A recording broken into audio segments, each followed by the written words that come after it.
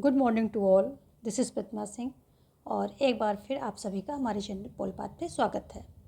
तो ये live test है, आप सभी आंसर करेंगे। आंसर करना ज़रूरी है।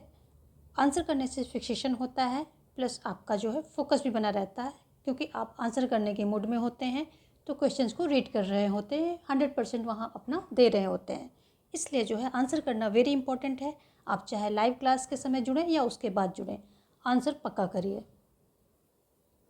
आपको बताना चाहूँगी कि आप हमें टेलीग्राम पे ज्वाइन कर सकते हैं, पोलपाथ के नाम से सर्च करके ज्वाइन कर लें, या फिर डिस्क्रिप्शन में लिंक भी दिया गया है, आप वहाँ से भी ज्वाइन कर सकते हैं। प्लस मैं आपको बताऊँगी कि जो डिस्क्रिप्शन में लिस्ट लगी हुई हैं वो बहुत ही इम्पॉर्टेंट है। उनको जो डेली प्रैक्टिस के नाम से है, और जो मैराथन लिस्ट है, एक एनसीईआरटी की भी लिस्ट लगी हुई क्वेश्चन की प्रैक्टिस की। तो ये तीनों लिस्ट जो है वेरी वेरी बेनिफिशियल हैं। आप इनको जो है ज़रूर प्रैक्टिस में लाएँ, इनको देखें और इनसे नोट्स बनाएं। कोई भी एग्ज़ाम आप देने जा रहे हैं, ये सभी के लिए इम्पोर्टेंट हैं। टीजीटी, पीजीटी, एपीसेट, इन सभी के लिए ये लिस्ट जो है बहुत ही इम्पोर्टेंट है। ठीक है, देखते हैं आज का हम पहला क्वेश्चन देखेंगे। हमारा पहला क्वेश्चन क्या कह रहा है कि निम्नलिखित में से कौन सी रचना एक संविधानवादी विचारक की नहीं है।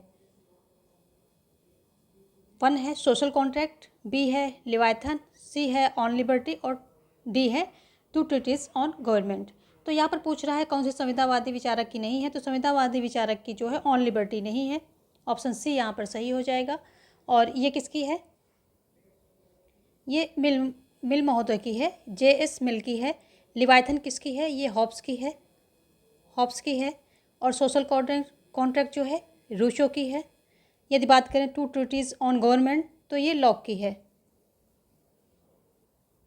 यदि हम लॉक की पुस्तक की बात करें टू ट्रीटीज ऑन गवर्नमेंट, तो वाहन इसकी जो है आलोचना एक प्रकार समीक्षा करते हुए कहते हैं कि टू ट्रीटीज ऑन गवर्नमेंट एक ऐसी दो नाली बंदूक की तरह है जिसकी एक नाल फिल्मर पर तथा दूसरी नाल हॉब्स पर तनी हुई है। यानी कि जो फर्स्ट पार्ट है इसका, ये रॉबर्ट फिल्मर के दैवीय उत्पत्ति के सिद्धांत को तोड़ता है, और दूसरा पार्ट है जो हॉब्स के जो निरंकुश राजतंत्र है उसको खंडित करके, और इसी दूसरे पार्ट में ही अपना इन्होंने संविदा सिद्धांत जो है दिया है। ऑप्शन जो है सी यहाँ पर सही हो जाएगा अकॉर्डिंग टू क्वेश्चन। देखेंगे नेक्स्ट क्वेश्चन। अगला क्वेश्चन क्या कह रहा है, किसका कथन है कि निर्णयन विभिन्न विकल्पों के चुनाव की एक सरलतम विधि है। निर्णयन विभिन्न विकल्पों के चुनाव की एक सरलतम विधि है। किसका है? टैरो का है, मैकफार्लैंड का है, या हर्बर्ट साइमन का है, या रे ए किलियंस का है। तो यहाँ पर जो है आपका ऑप्शन डी सही हो जाएगा, रे ए किलियंस, इनके द्वारा ये कहा गया है। देखेंगे नेक्स्ट क्वेश्चन। कौटिल्य के अर्थशास्त्र में अधिकरण हैं कितने हैं? 12 हैं, 15 हैं, 10 हैं, या 16 हैं। तो कौटिल्य के अर्थशास्त्र में अधिकरण है 15, ऑप्शन बी यहाँ पर सही हो जाएगा। यदि हम बात करें कि इनके अध्याय कितने हैं, तो अध्याय कितने हैं? 150 अध्याय हैं, इसमें 150 अध्याय हैं। यदि हम बात करें कि प्रकरण कितने हैं, तो 180 प्रकरण हैं, 180 प्रकरण हैं। ठीक है, और 15 इसमें अधिकरण हैं। चंद्रगुप्त का नाम जो है विष्णुगुप्त, इनका कौटिल्य का नाम विष्णुगुप्त भी है और चाणक्य भी है। अर्थशास्त्र इनकी पुस्तक है, और ये भारतीय प्राचीन राजनीति के, ठीक है, ये क्या बोलते जनक माने जाते हैं। जो प्राचीन राजनीतिक भारतीय प्राचीन राजनीति है, इसके जो है जनक बोले जाते हैं, चिंतन के जनक बोले जाते हैं। ठीक है, तो भारतीय प्राचीन राजनीति चिंतन के जनक हैं, ये चिंतन के जनक हैं। ठीक है, देखेंगे नेक्स्ट क्वेश्चन। निम्नांकित में से कौन सा उद्देश्य भारत के संविधान की प्रस्तावना में सम्मिलित नहीं है? विचार की स्वतंत्रता, आर्थिक स्वतंत्रता, अभिव्यक्ति की स्वतंत्रता और विश्वास की स्वतंत्रता। तो यहाँ पर जो है ऑप्शन आपका बी सही हो जाएगा, आर्थिक स्वतंत्रता। विचार की स्वतंत्रता दी गई, अभिव्यक्ति की दी गई, विश्वास की स्वतंत्रता दी गई है, लेकिन आर्थिक स्वतंत्रता नहीं दी गई है। हमारी प्रस्तावना में जो है न्याय कितने प्रकार के दिए गए हैं? न्याय 3 प्रकार के दिए गए हैं। 3 न्याय की बात की गई है। कौन से 3 न्याय होंगे? सामाजिक, आर्थिक और राजनीतिक। ध्यान रखें कि धार्मिक न्याय नहीं होगा। धार्मिक न्याय आता है अक्सर, और सेग्रीगेट करना है आपको, वो नहीं होगा। स्वतंत्रता कितने प्रकार की है? 5 प्रकार की स्वतंत्रता है। विचार की, अभिव्यक्ति की, विश्वास की धर्म की उपासना की। समता कितने प्रकार की है? तो समता जो है 2 प्रकार की होती है, प्रतिष्ठा की और अवसर की। चलिए देखेंगे हम नेक्स्ट क्वेश्चन। अगला क्वेश्चन क्या है कि मार्क्सवादियों के अनुसार राज्य एक वर्गीय संरचना है, राज्य केवल श्रमिकों का प्रतिनिधित्व करता है, राज्यों में संपूर्ण समुदायों का प्रतिनिधित्व होता है, इनमें से कोई नहीं। तो मार्क्सवादियों के अनुसार राज्य एक वर्गीय संरचना है, ऑप्शन ए सही हो जाएगा। नेक्स्ट क्वेश्चन है, निम्नलिखित में कौन अतिवादी नहीं था? लाला लाजपत राय, विपिन चंद्र पाल, बाल गंगाधर तिलक या गोपाल कृष्ण गोखले। तो इसमें जो है गोपाल कृष्ण गोखले, ऑप्शन डी आपका सही हो जाएगा। ये अतिवादी नहीं थे।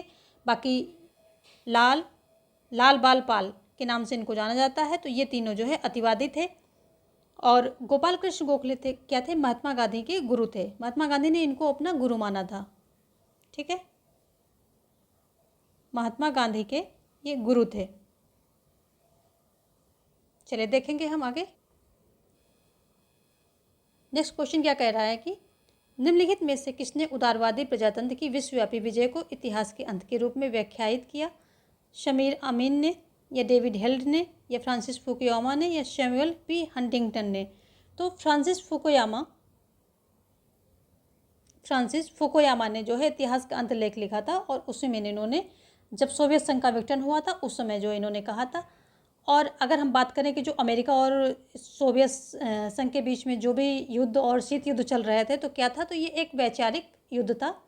और ये क्वेश्चन आता है कि इतिहास का अंत जो लेख लिखा था उसमें फ्रांसिस फुकुयामा मतलब क्या सिद्ध करना चाहता था? तो वैचारिक जो है एक पक्ष के वैचारिक सिद्धांतों की जो है जो युद्ध था, ये वैचारिक युद्ध था, उसमें एक पक्ष की हार होती है और दूसरे पक्ष की जीत होती है। इसमें जो है ये दर्शाना चाहता है।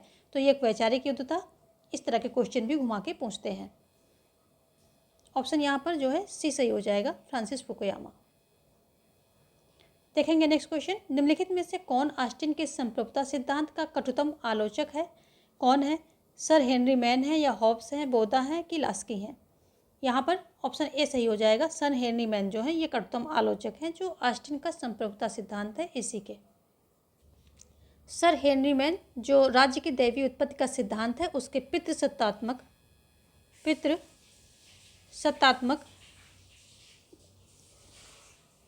सिद्धांत के ये प्रतिपादक हैं।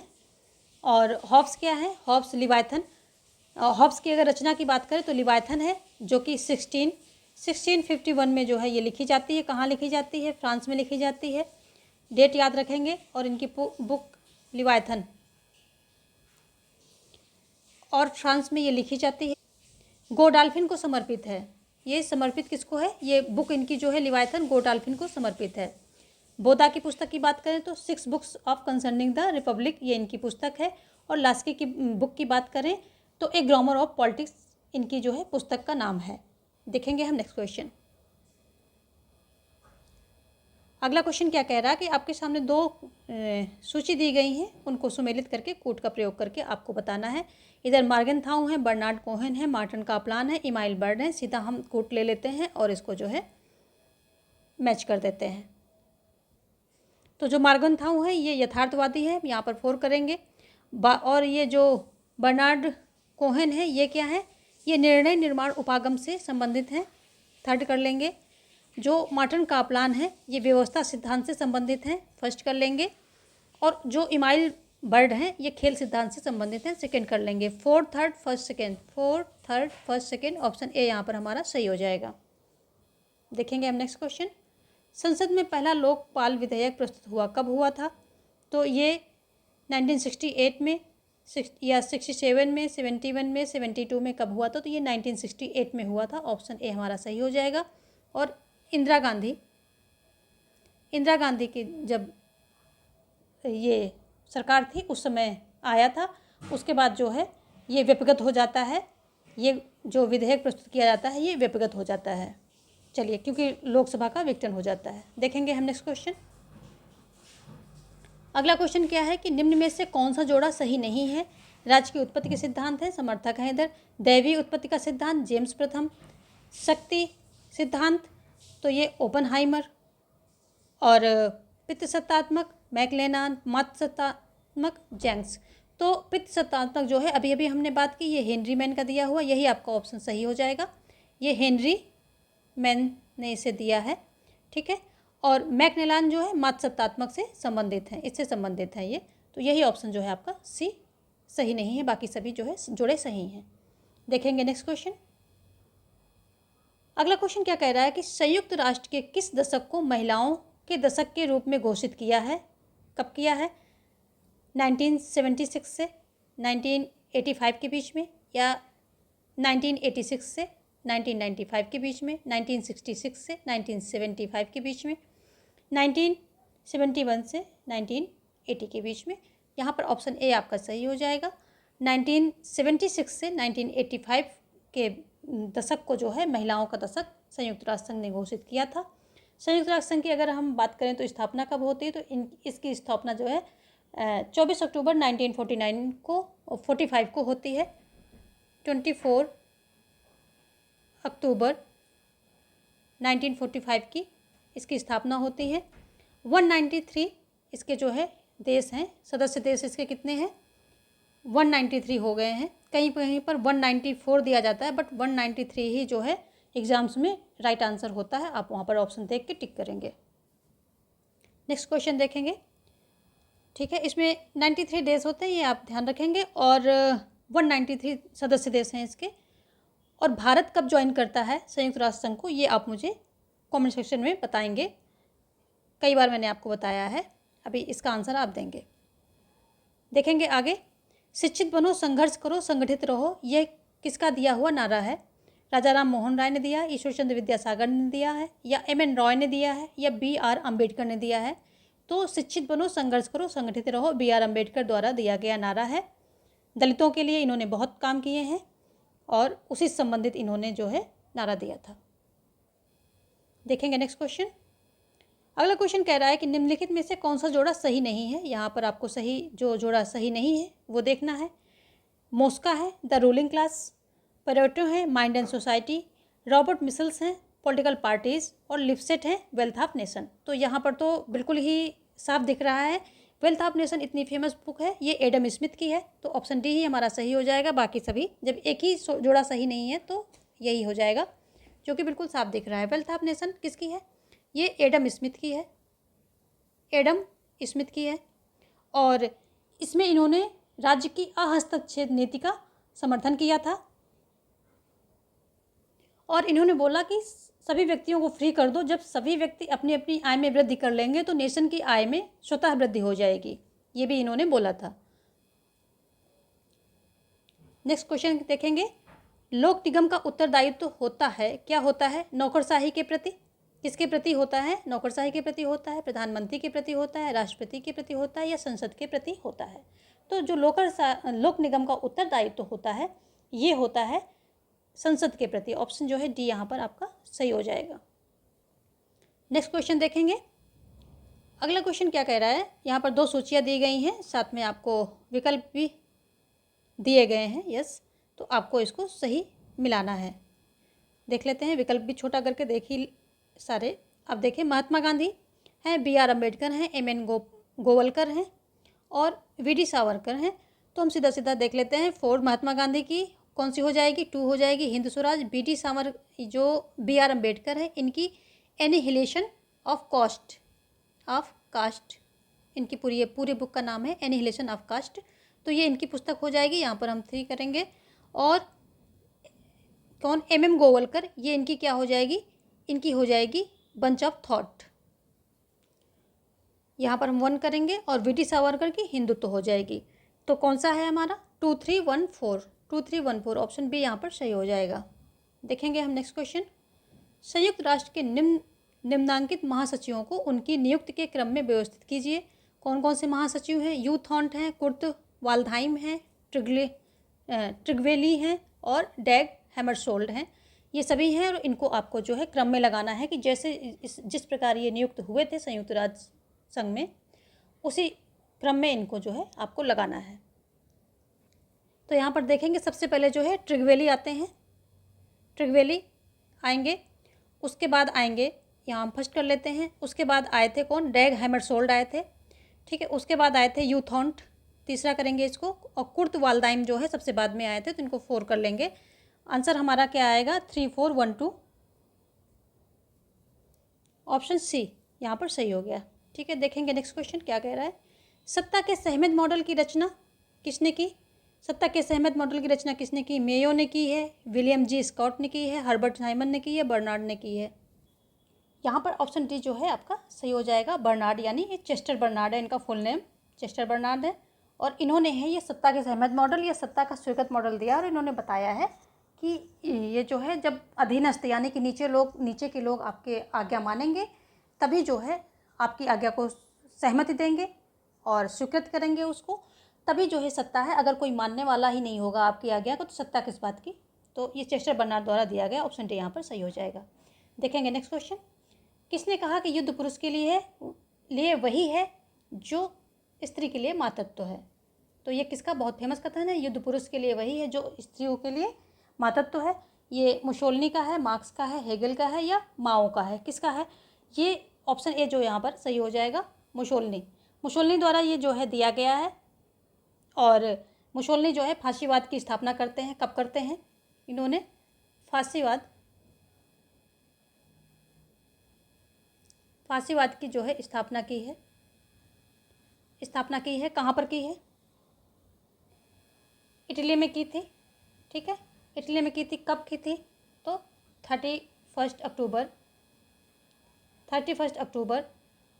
1922 में इन्होंने की थी। ठीक है, और अगर हम बात करें माओ की, तो माओ क्या कहते हैं? माओ कहते हैं कि शक्ति बंदूक की नली से निकलती है। ये इनका फेमस कथन है, ये भी आप याद रखेंगे। हेगल की बात करें तो हेगल कहते हैं कि राज्य ईश्वर की शोभा यात्रा है, राज्य ईश्वर का पदक्रम है। ये सारी बातें जो है इन्होंने कही हैं, और राज्य के अंदर ही व्यक्ति का ये जो है अस्तित्व मानते हैं। मार्क्स की बात करें तो ये साम्यवादी युग की संकल्पना करते हैं, जहाँ पर जो है उत्पादन के साधन पर सबका साझा नियंत्रण हो। वैज्ञानिक समाजवाद के जनक कहे जाते हैं मार्क्स, और इनकी पुस्तक जो है दास कैपिटल ये बार बार आती है एग्ज़ाम्स में।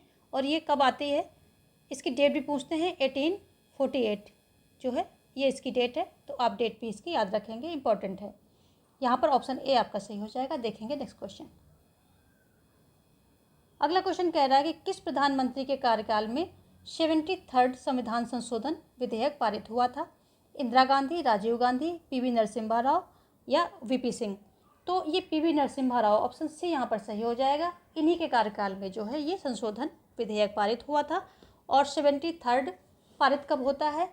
ये 1992 में पारित होता है, और 1993 में ये जो है लागू हो जाता है।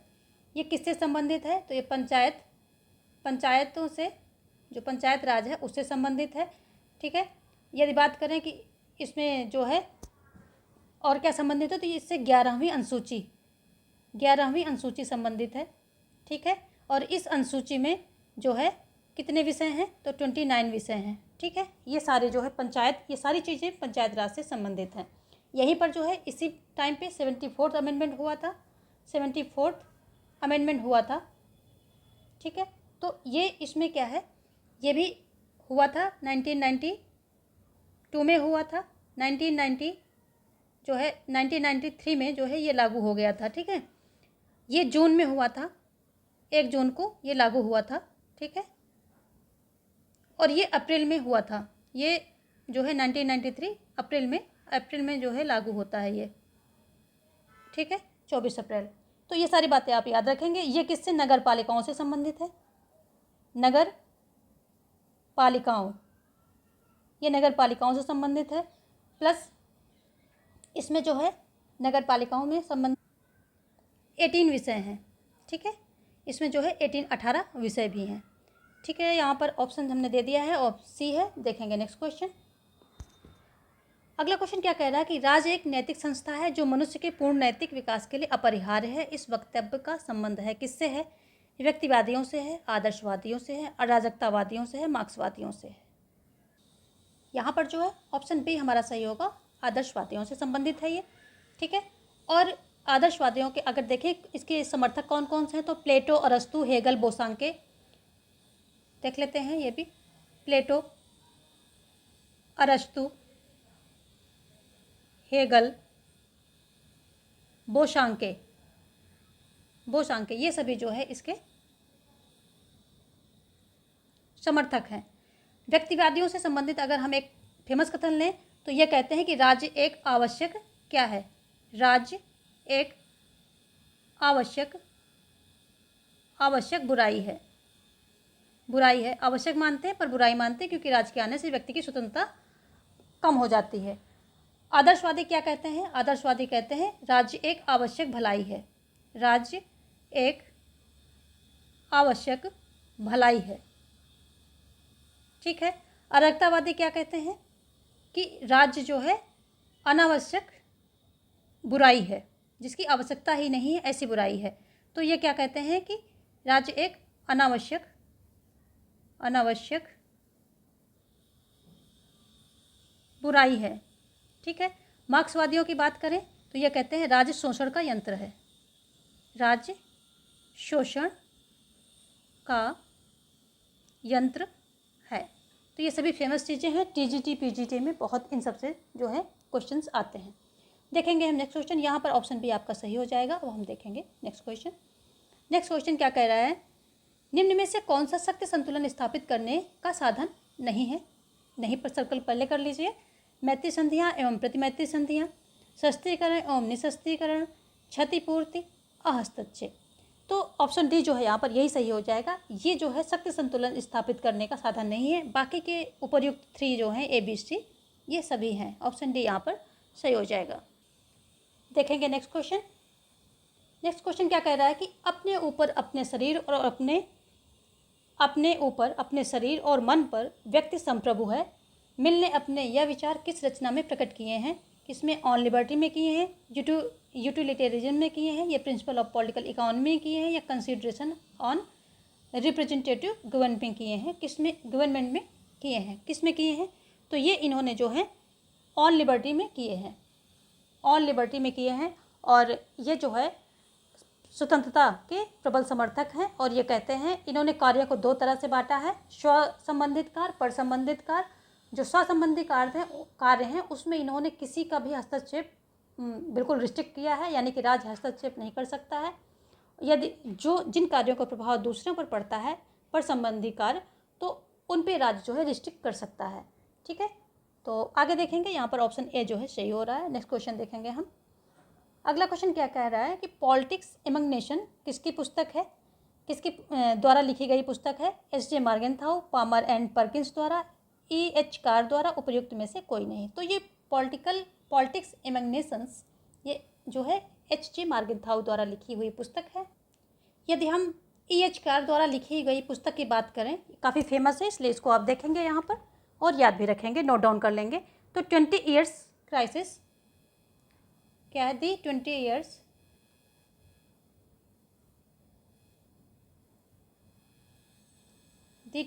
ईयर्स क्राइसिस, ये इनकी पुस्तक का नाम है। और ये आती कब है, 1939 में आती है, 1939 में आती है। और E.H. कार के द्वारा जो है लिखी गई है। तो ये आप ध्यान रखेंगे। ठीक है। देखेंगे नेक्स्ट क्वेश्चन, यहाँ पर ऑप्शन ए जो है आपका सही हो रहा है। नेक्स्ट क्वेश्चन क्या कह रहा है कि निम्नलिखित में से कौन सी विधा कौटिल्य द्वारा सुनिश्चित मूल विधाओं में नहीं है। वार्ता, अन्वेचकी, निरुक्त, त्रयी, कौन सी नहीं है। तो इसमें जो है ऑप्शन सी आपका सही हो जाएगा, निरुक्त। यही नहीं है, बाकी की सभी जो हैं विधाएं कौटिल्य द्वारा जो है दी गई हैं, जो मूल विधाएं हैं उसमें सम्मिलित है। ऑप्शन सी यहाँ पर सही हो जाएगा। वार्ता की बात करें तो वार्ता का मतलब किससे है, वार्ता का मतलब कृषि एवं वाणिज्य से है। ठीक है, कृषि और वाणिज्य से है। अन्वेषकी की बात करें तो इसका मतलब जो है दर्शन से हो जाएगा। और त्रयी की बात करें अगर हम, तो त्रयी का मतलब वेद का ज्ञान हो जाएगा। ठीक है। एक और है नीति, उसको भी देख लेते हैं, इंपॉर्टेंट है, दंड नीति। तो दंड जो है ये किससे संबंधित है, ये शासन कला जो शासन करने की कला होती है उससे जो है ये संबंधित है। चलिए यहाँ पर जो है ऑप्शन सी आपका सही हो जाएगा। नेक्स्ट देखेंगे। अगला क्वेश्चन क्या कह रहा है कि आनुपातिक समानता का सिद्धांत सर्वप्रथम किसने प्रतिपादित किया है? अरस्तू ने किया है, लॉक ने किया है, ग्रीन ने किया है या लास्की ने किया है? तो यहाँ पर ऑप्शन ए सही हो जाएगा। जो आनुपातिक समानता का सिद्धांत है ये अरस्तू ने दिया है। अरस्तू ने कहा है कि जिस रेशियो में जो है व्यक्ति राज्य के लिए अपना योगदान देता है राज्य के कार्यों में, उसी रेशियो में राज्य उसको पद और सोपान देता है। तो ये ऑप्शन ए यहाँ पर सही हो जाएगा। लॉक क्या है? लॉक जो है, लॉक एक उदारवादी है। इनको जो है उदारवाद का जनक कहा जाता है। ग्रीन को सकारात्मक उदारवाद का जनक कहा जाता है। लास्की को लोक कल्याणकारी राज्य के प्रवर्तक के रूप में इनको देखा जाता है। ठीक है, यहाँ पर ऑप्शन ए सही होगा। देखेंगे हम नेक्स्ट क्वेश्चन। अगला क्वेश्चन क्या कह रहा है कि यदि भारतीय संघ में एक नए राज्य का सृजन करना हो तो निम्नलिखित अनुसूचियों में से किसे संबोधित किया जाना चाहिए? पहली अनुसूची, दूसरी, तीसरी, पांचवी। तो यदि कोई नए राज्य का सृजन हो रहा है तो ऑप्शन जो है ए सही हो जाएगा। पहली अनुसूची में संशोधन किया जाएगा। देखेंगे नेक्स्ट हम। अगला क्या है कि जिले में कानून व्यवस्था कायम करने के लिए जिला पुलिस पर सामान्य नियंत्रण किसका होता है? किसका होता है? डिस्ट्रिक्ट कलेक्टर, जिलाधिकारी, पुलिस अधीक्षक, जिले के संसद का सदस्य, उपर्युक्त में से कोई नहीं। तो जिले में कानून व्यवस्था कायम करने के लिए जिला पुलिस पर सामान्य नियंत्रण किसका होता है? जो डिस्ट्रिक्ट कलेक्टर या जिलाधिकारी होता है इसी का होता है। ऑप्शन ए यहाँ पर सही हो जाएगा। देखेंगे हम नेक्स्ट क्वेश्चन। अगला क्वेश्चन क्या कह रहा है कि अध्यक्षात्मक शासन प्रणाली आधारित है एक व्यक्ति में सत्ता केंद्रित करने में, अनेक व्यक्तियों को सत्ता प्रदान करने में, सरकार के 3 अंगों के मध्य सत्ता पृथक्करण में, केंद्र और राज्यों के बीच सत्ता विभाजित करने में। तो जो ये है ये ऑप्शन सी यहाँ पर सही हो जाएगा। सरकार के तीनों अंगों के मध्य सत्ता पृथक्करण में। ठीक है, केंद्र और राज्यों के बीच सत्ता विभाजन किस में होता है? जो संघात्मक व्यवस्था है उसमें होता है। चलिए देखेंगे हम नेक्स्ट क्वेश्चन। अगला क्वेश्चन क्या कह रहा है कि भारत के संविधान के किस अनुच्छेद में लिखा है कि संविधान का संक्षिप्त नाम भारत का संविधान है? अनुच्छेद 1 में लिखा है, 3 में लिखा है या अनुच्छेद 393 में लिखा है या अनुच्छेद 395 में लिखा है? तो ऑप्शन सी यहाँ पर सही हो जाएगा। अनुच्छेद 393 में लिखा है कि इस संविधान का संक्षिप्त नाम भारत का संविधान है। ये साफ साफ वहाँ पर लिखा गया है। यहाँ पर अनुच्छेद 1 इम्पॉर्टेंट है तो वो भी आप देखेंगे। ये अनुच्छेद 1 कहता है भारत अर्थात इंडिया राज्यों का संघ होगा। ठीक है, सीधा ऐसे ही लिखा हुआ आता है, भारत अर्थात इंडिया राज्यों का संघ होगा। ठीक है, ये अनुच्छेद 3 भी इम्पॉर्टेंट है। ठीक है, इसमें क्या है, ये इसमें बताया गया है कि संसद राज्य के संदर्भ में निम्न कार्य कर सकेगी। कौन कौन से? नाम में परिवर्तन कर सकेगी, राज्य की सीमा क्षेत्र को घटा बढ़ा सकेगी, नए राज्यों का गठन कर सकेगी। ये सारे काम जो है संसद को प्राधिकृत अधिकार दिया गया है। ठीक है, अनुच्छेद 3 भी आप ध्यान रखेंगे। और अनुच्छेद 393 में जो है भारत का नाम संविधान, संक्षिप्त नाम भारत का संविधान है, ये दिया गया है। देखेंगे हम नेक्स्ट क्वेश्चन क्या कह रहा है। निम्न में से कौन यह मानता है कि स्वतंत्रता और समानता एक दूसरे के पूरक हैं? तो कौन मानता है? डी टॉकविल मानते हैं, F.A. हेक मानते हैं या R.H. टॉनी का मानना है या जो आइजैक बर्लिन है उनका मानना है? तो किसका मानना है? ये ऑप्शन सी यहाँ पर सही हो जाएगा, R.H. टॉनी। ठीक है, R.H. टॉनी का ये मानना है कि जो स्वतंत्रता और समानता एक दूसरे के पूरक है। इनका एक फेमस कथन है, समानता की एक बड़ी मात्रा स्वतंत्रता की विरोधी ना होकर इसके लिए आवश्यक है। फिर सुन लें, समानता की एक बड़ी मात्रा स्वतंत्रता की विरोधी ना होकर इसके लिए आवश्यक है। ये R.H. टॉनी का कथन है, काफ़ी फेमस है, आप इसे नोट डाउन करेंगे। यहाँ पर ऑप्शन सी सही हो रहा है। देखेंगे हम नेक्स्ट क्वेश्चन। अगला क्वेश्चन क्या कह रहा है कि जिला और सत्र न्यायाधीश किसके सीधे नियंत्रण में कार्य करता है? जिलाधिकारी के, राज्य का उच्च न्यायालय, राज्य का वित्त मंत्री या राज्य का राज्यपाल? तो जिला और सत्र न्यायाधीश, आपको पता होना चाहिए कि जिला और सत्र न्यायाधीश जो है राज्य का उच्च न्यायालय होता है, जो है राज्य के उच्च न्यायालय के सीधे नियंत्रण में कार्य करता है। ऑप्शन जो है बी यहाँ पर सही हो जाएगा। देखेंगे हम नेक्स्ट क्वेश्चन। अगला क्वेश्चन क्या कह रहा है कि निम्नलिखित में से कौन आधुनिक व्यक्तिवाद का प्रवक्ता है तो कौन है? यहाँ पर लास्की दिए गए हैं, लीकॉक दिए गए हैं, हॉब्स दिए गए हैं, ग्राहम वालेस जो दिए गए हैं। तो आधुनिक व्यक्तिवाद का प्रवक्ता की बात हो रही है तो ग्राहम वालेस सही हो जाएंगे। ठीक है, देखेंगे हम नेक्स्ट क्वेश्चन। अगला क्वेश्चन क्या कह रहा है कि किसने कहा यूनान ने एकता विहीन लोकतंत्र विकसित किया, रोम ने लोकतंत्र विहीन एकता कायम की है? गार्नर ने कहा है, विलोबी ने कहा है, अरस्तु ने कहा है या गेटल ने कहा है? तो ये कहा गया कथन किसके द्वारा है? ये जो है गेटल के द्वारा कहा गया ये कथन है। देखेंगे हम नेक्स्ट क्वेश्चन। किसने कहा कि आधुनिक सभ्यता 4 दिन की चांदनी है? विवेकानंद ने, टैगोर ने, गांधी ने, अरविंद ने? तो ये जो है 4 दिन की चांदनी है, आधुनिक सभ्यता गांधी जी द्वारा कहा गया है। नेक्स्ट देखेंगे, संयुक्त राष्ट्र चार्टर मुख्यतः क्या है? पूर्णतः व्यक्तिगत मानव अधिकारों से संबंधित है, राज्यों के बीच संबंध से संबद्ध है, या फिर शांति, न्याय, स्वतंत्रता और आर्थिक तथा सामाजिक अधिकारों जैसे व्यापक विषयों के लिए है। डी है बड़ी, माध्यम और छोटी शक्तियों के अधिकार और कर्तव्यों के लिए है। तो ऑप्शन सी सही हो जाएगा, शांति, न्याय, स्वतंत्रता, आर्थिक और सामाजिक अधिकारों जैसे व्यापक विषयों के लिए संयुक्त राष्ट्र चार्टर है। देखेंगे नेक्स्ट क्वेश्चन। यहाँ पर सी ऑप्शन आपका सही हो रहा है। नेक्स्ट क्वेश्चन क्या कह रहा है? नेक्स्ट क्वेश्चन है कि जयप्रकाश नारायण किस अवधारणा के प्रतिपादक थे? सांस्कृतिक क्रांति, संपूर्ण क्रांति, चतुस्तंभी राज्य या उपर्युक्त में से कोई नहीं? तो जयप्रकाश नारायण जो है संपूर्ण क्रांति अवधारणा के प्रतिपादक थे, ऑप्शन बी। और अगर हम बात करें कि ये क्रांति जो है कहाँ शुरू हुई, तो बिहार के पटना के गांधी मैदान से ये क्रांति शुरू हुई थी, संपूर्ण क्रांति। ठीक है, देखेंगे हम नेक्स्ट क्वेश्चन। अगला क्वेश्चन क्या कह रहा है कि निम्नलिखित में से कौन सा एक संसदीय शासन का लक्षण नहीं है? दोहरी कार्यपालिका, प्रधानमंत्री का नेतृत्व, सामूहिक उत्तरदायित्व, विधायिका एवं कार्यपालिका में पूर्ण पृथक्करण। तो यहाँ पर ऑप्शन डी जो है सही हो जाएगा, विधायिका एवं कार्यपालिका में पूर्ण पृथक्करण। तो ये संसदीय शासन की लक्षण नहीं है, ये अध्यक्षात्मक का है। वो वहाँ भी जो है तीनों अंगों की बात होती है, यहाँ पर 2 ही अंग की बात हो रही है, वहाँ पर तीनों अंगों की बात होती है कि तीनों अंगों के बीच शक्ति पृथक्करण का सिद्धांत वहाँ फॉलो किया जाता है अमेरिका में। चलिए देखेंगे नेक्स्ट क्वेश्चन क्या कह रहा है कि निम्न में से कौन सा भारत में सहायक अभिकरण का उदाहरण है? नीति आयोग है, या प्रधानमंत्री कार्यालय है, या केंद्रीय सार्वजनिक निर्माण विभाग है, या मंत्रिमंडल सचिवालय है? बताइए, आंसर दीजिए कौन सा है। तो यहाँ पर जो है ऑप्शन सी सही हो जाएगा, केंद्रीय सार्वजनिक निर्माण विभाग। यही है जो भारत ये सहायक अभिकरण का ये उदाहरण है। देखेंगे हम नेक्स्ट क्वेश्चन।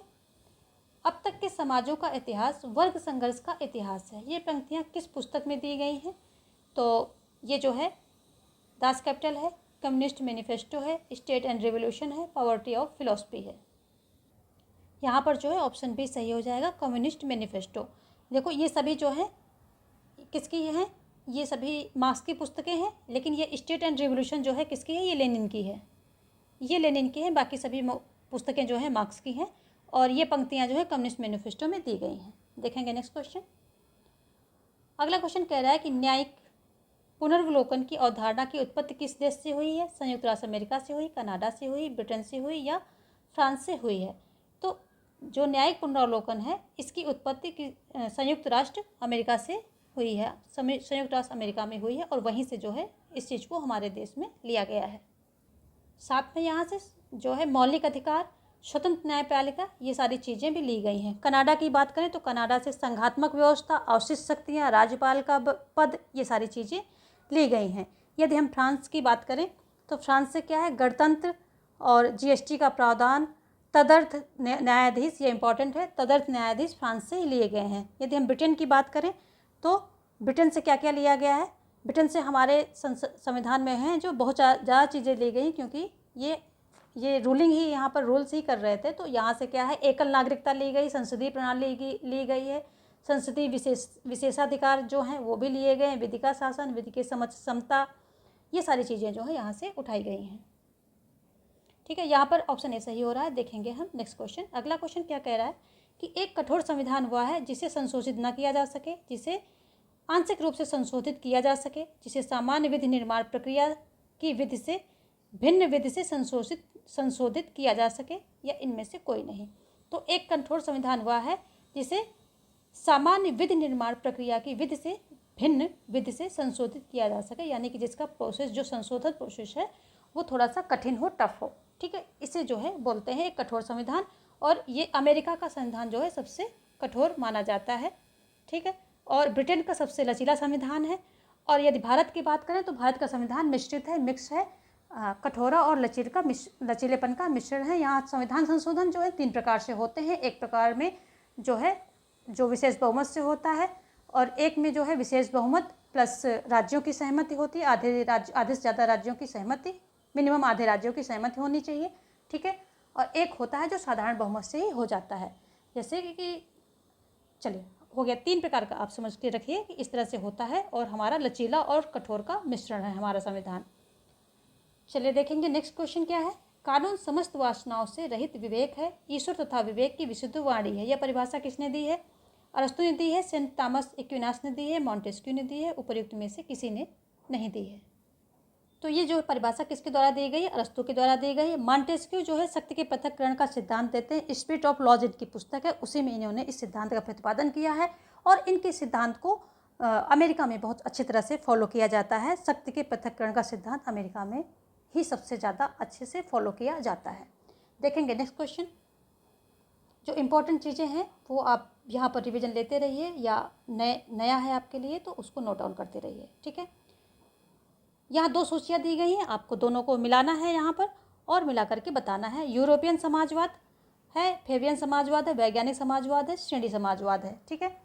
तो यहाँ पर जो है कोड पे आपको छोटा करना पड़ेगा, तब आपको दिखेगा, ठीक है। अब आपको दिख रहा होगा।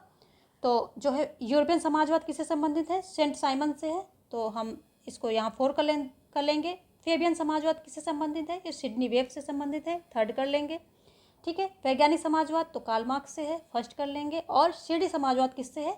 तो श्रेणी समाजवाद GTH कोल से है, ये हम यहाँ 2nd कर लेंगे। 4th 3rd 1st 2nd, 4th 3rd 1st 2nd, option D यहाँ पर सही हो जाएगा। चलिए देखेंगे हम नेक्स्ट क्वेश्चन। यहाँ पर ऑप्शन डी जो है सही हो गया है। अगला क्वेश्चन क्या कह रहा है कि भारत के गवर्नर जनरल के पद की व्यवस्था का प्रावधान सर्वप्रथम किस एक्ट के द्वारा किया गया? Regulating act 1773, charter act 1833, charter act 1853, या फिर 1858 का एक्ट। देखते हैं किससे किया गया है। तो यहाँ पर जो है ऑप्शन बी सही हो जाएगा। ये जो 1833 का चार्टर एक्ट था, इसी के द्वारा जो बंगाल का गवर्नर जनरल था, बंगाल के गवर्नर जनरल को क्या कर दिया गया था? भारत का, यानी कि पूरे भारत का गवर्नर जनरल बना दिया गया था, ठीक है। ये बात ध्यान रखेंगे। और कौन थे? तो ये थे लॉर्ड विलियम बेंटिंग थे। कौन थे? Lord William Bentinck. क्वेश्चन पूछेगा कि कौन बंगाल का अंतिम गवर्नर जनरल था, तो यही थे लॉर्ड विलियम बेंटिंग, जो है बंगाल के अंतिम गवर्नर जनरल होते हैं, ठीक है। और पूरे भारत के पहले गवर्नर जनरल बनते हैं ये।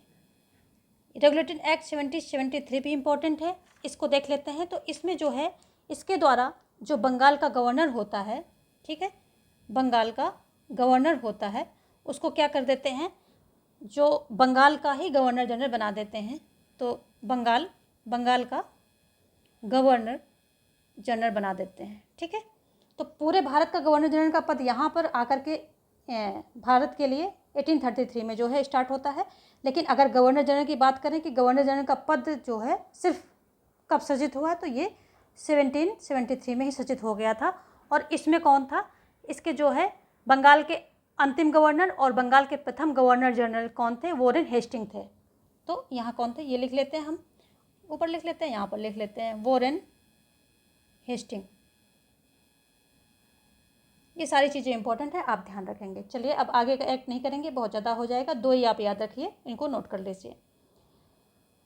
अगला क्वेश्चन क्या कह रहा है? 2 सूचियाँ दी गई हैं फिर से, और आपको सम्मिलित करना है। FMTS FMCT कोड भी यहाँ पर हमको देखना पड़ेगा, तो छोटा कर लेते हैं थोड़ा सा इसको।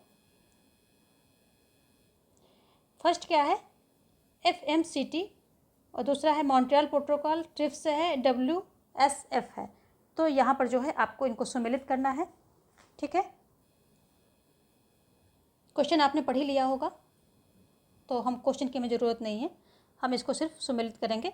तो पहला क्या है, जो FMCT है तो ये किसके है, व्यापक विनाश के हथियारों से संबंधित है। ठीक है, मॉन्ट्रियल प्रोटोकॉल किससे संबंधित है, तो ये जो मॉन्ट्रियल प्रोटोकॉल है ये जलवायु से संबंधित है, इससे हो जाएगा।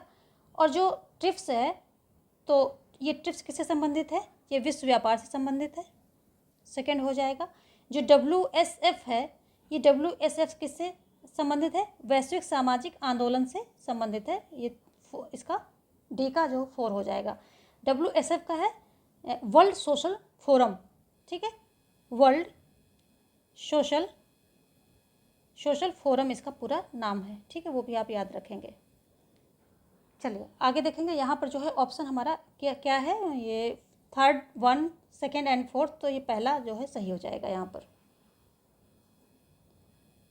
आगे देखेंगे, निम्नांकित में से कौन सा युग्म सही सुमेलित नहीं है, मोतीलाल नेहरू, नेहरू रिपोर्ट, M.A. जिन्ना खिलाफत आंदोलन, M.K. गांधी चंपारण आंदोलन, सुभाष चंद्र बोस फॉरवर्ड ब्लॉक। तो यहाँ पर आपको बताना है कि कौन सा जो है सही सुमेलित नहीं है, तो ऑप्शन बी जो है ये सही सुमेलित नहीं है, और बाकी सभी है। मोतीलाल नेहरू रिपोर्ट जो है कब आती है, तो ये आती है 1928 में आती है। चंपारण आंदोलन कब होता है, 1917 में होता है, गांधी जी का भारत में पहला आंदोलन होता है ये, ठीक है। और सुभाष चंद्र बोस फॉरवर्ड ब्लॉक ये 1993 हो जाएगा, ठीक है, 1939